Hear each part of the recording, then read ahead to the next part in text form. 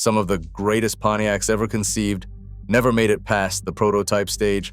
They were built, they were tested, some of them were driven by General Motors executives on public roads, and then they vanished. Locked in corporate vaults, hidden in private collections, crushed on orders from General Motors leadership. These are the Pontiacs that could have changed everything. Number 1. The 1964 Pontiac Banshee XP833 prototype. This is the car that started a war inside General Motors. John DeLorean, the man who would later create his own legendary sports car, designed the Banshee as Pontiac's answer to the Ford Mustang. 2 working prototypes were built. One was a silver hardtop with an overhead cam, inline-6 engine. The other was a pearl white convertible powered by a V8. The Banshee weighed just 2,300 pounds. It had sleek fiberglass bodywork and aggressive styling that made the Corvette look old. That was the problem. Chevrolet executives saw the Banshee and panicked. They complained directly to General Motors leadership that this car would destroy Corvette sales. And they were right. General Motors killed the Banshee. DeLorean was furious, but he channeled his frustration into creating the Firebird instead. Both prototypes survived. The Silver Coupe recently appeared at the Muscle Car and Corvette Nationals and is now valued at over $1 million. Number 2. The Bonneville Special. Before there was ever a production Bonneville, there was this stunning concept car unveiled at the 1954 General Motors Motorama. Legendary designer Harley Earl conceived it after watching land speed records being set at the Bonneville Salt Flats in Utah. 2 prototypes were hand-built by Homer Lagasse Jr. and Paul Gillen, one finished in metallic bronze, the other in emerald green. The Bonneville Special was a grand touring coupe with a plexiglass bubble canopy and gull wing windows. The rear featured a Continental kit, styled to look like a jet engine exhaust. Under the hood sat Pontiac's 268 cubic inch straight 8 engine, producing 230 horsepower. General Motors' policy was to destroy all Motorama show cars after their tour ended, but sympathetic workers saved both Bonneville Specials from the crusher. The green example sold at Barrett-Jackson in 2015 for $3.3 million. The bronze car remains in the famous Joe Bortz collection, so original that 90% of the air in the tires is still from 1954. Number 3. The 1956 Pontiac Club de Mer. Harley Earl struck again 2 years later with this radical roadster. The Club de Mer, a French phrase meaning of the sea, stood just 38 inches tall and looked like a jet fighter on wheels. The body was crafted from anodized brushed aluminum with a single dramatic dorsal fin running down the rear deck. Under that long hood sat Pontiac's new Strato Streak 5.8, fitted with dual 4-barrel carburetors producing 300 horsepower. The engine drove through a rear-mounted transaxle, giving the car a perfect 50-50 weight distribution, a technology that would later appear in the production 1961 Pontiac Tempest. Only one full-scale prototype was built along with a quarter-scale model. The full-size Club de Mer was reportedly crushed in 1958 on General Motors' kill order. The quarter-scale model survived and sold at Barrett-Jackson in 2007 for $75,000. A running replica built on a 1959 Pontiac chassis fetched $110,000 in 2009. Number 4. The 1971 Pontiac Pegasus. This might be the most outrageous concept Pontiac ever created. Under the direction of General Motors design chief Bill Mitchell, engineers took a 1970 Firebird and gave it something no American car had ever received: a genuine Ferrari 512. The legend says Mitchell personally contacted Enzo Ferrari in Maranello, Italy, and convinced him to donate a 4.4-liter Colombo 512 from the Ferrari 365 GTB4 Daytona. That engine produced 352 horsepower and was mated to a Ferrari 5-speed manual transmission. The front end was restyled with cues from the 1958 Ferrari 250 Testarossa. The interior received Ferrari gauges, leather everywhere, and Borrani wire wheels wrapped in Goodyear tires. Mitchell drove the Pegasus regularly after its completion. He even crashed it into a bridge at Road America in Wisconsin. When Mitchell retired in 1977, he took the Pegasus with him, the only concept car he kept from his entire career. After his death in 1988, it was returned to General Motors and now resides in the General Motors Heritage Collection. Number 5. The 1988 Pontiac Banshee IV. The Banshee name returned one final time in 1988 with this stunning red concept car. The Banshee IV was a 2-door, 4-seat sports coupe powered by a 4-liter V8 that produced around 230 horsepower, and it used a 5-speed manual transmission. What made the Banshee IV revolutionary was its technology. It featured one of the first heads-up displays ever put in an automobile, projecting speed, fuel level, and engine information directly onto the windshield. The seats had electronic memory adjustments, the navigation system used an early television monitor. The Banshee IV never reached production, but its design heavily influenced the 4th-generation Pontiac Firebird that debuted in 1993.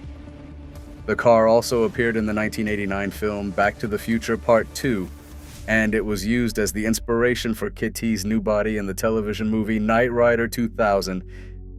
Number 6. The 1989 Pontiac Stinger. This was Pontiac's vision of the future sport utility vehicle, and it predicted the entire crossover market by more than a decade. The Stinger was designed for young, active buyers who wanted a vehicle that could handle both their daily commute and weekend adventures. It was built on a steel tube frame with carbon fiber body panels. The Stinger featured a 3-liter Iron Duke-based 4-cylinder engine producing 170 horsepower. It had all-wheel drive and an active pneumatic suspension that could raise the vehicle 4 inches for off-road driving. But the real innovation was inside. The Stinger came loaded with features that seemed outrageous in 1989. It had 2 cellular phones, a CD player, a detachable stereo, a camping table that folded out of the back, a garden hose for rinsing off beach gear, and seats made from wetsuit material that could be removed and used as beach chairs.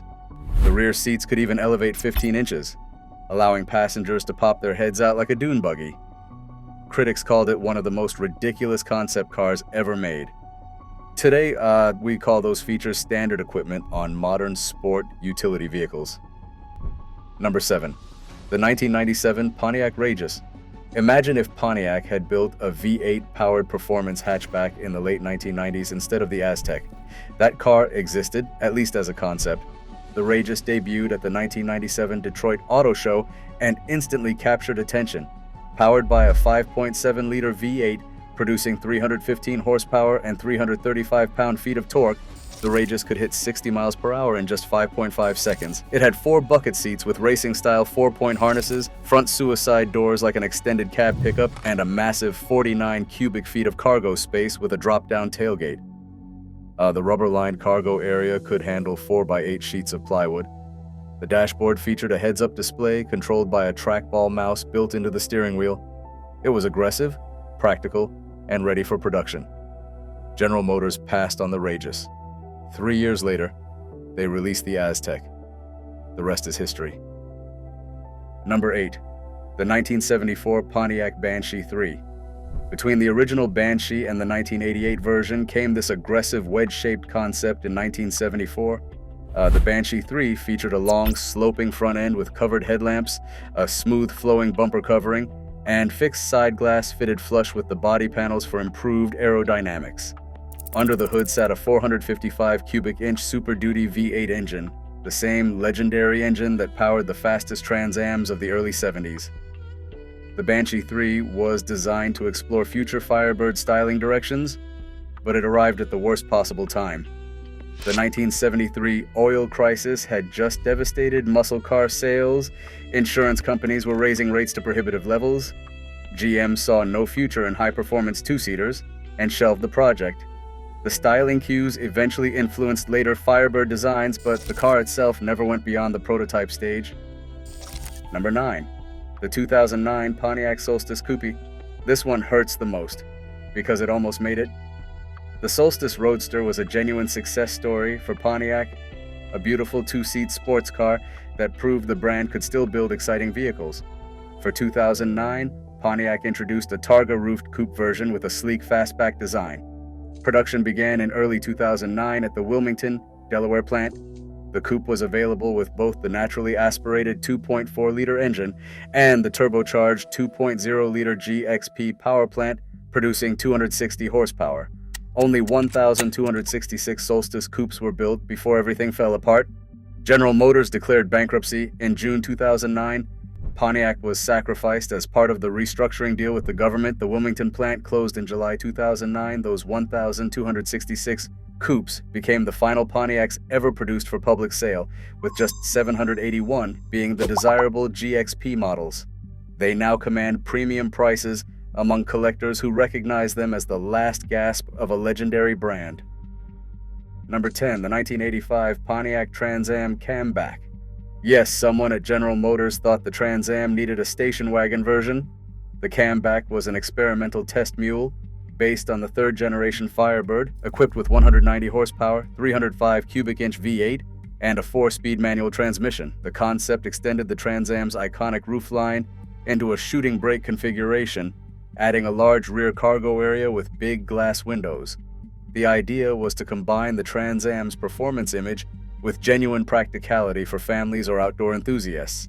The public never saw it during development, and for good reason. General Motors used it internally as a test platform, never seriously intending to put a Trans Am wagon into production. The prototype survived and has appeared at various shows over the years, a fascinating what-if from an era when car companies were still willing to experiment. And that is the tragedy of Pontiac. It was never a brand that ran out of ideas. They had too many projects killed by corporate politics, too many concepts shelved because Chevrolet felt threatened, too many dreams crushed because the accountant said no.